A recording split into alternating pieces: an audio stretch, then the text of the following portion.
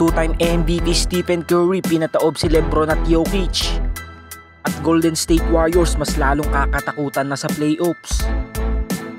So sa muling pagkikita ng Golden State Warriors laban sa Denver Nuggets ay tinusta nga ng Warriors ang Denver sa score na 118-104. At sa game nga nito ay muling binuhat ni Stephen Curry, Brandon Podziemski at Jimmy Butler ang dubs dahil silang tatlo nga lang ang nagkaroon ng double-digit scoring.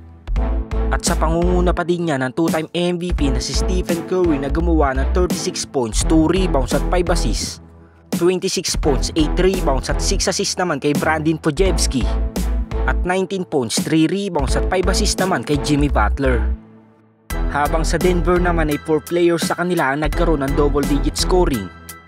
At sa pangunguna nga yan ng almost triple-double performance ni Jokic na gumawa ng 33 points, 12 rebounds at 9 assists, 23 points, 9 rebounds at 2 assists naman kay Michael Porter Jr. At 16 points naman kay Christian Braun at 15 points naman kay Aaron Gordon.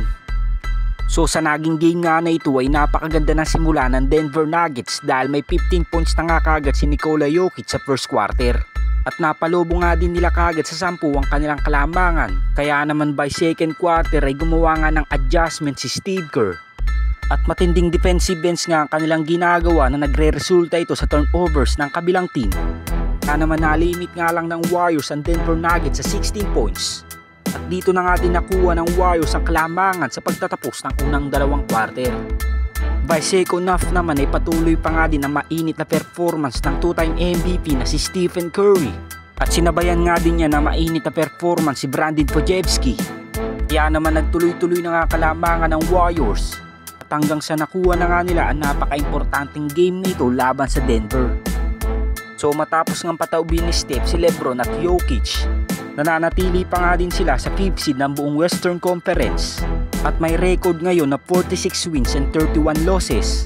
At isang game na nga lang ang pagitan nila sa Denver Nuggets upang tuluyan na nga makakyat ang Warriors sa 3rd seed ng West.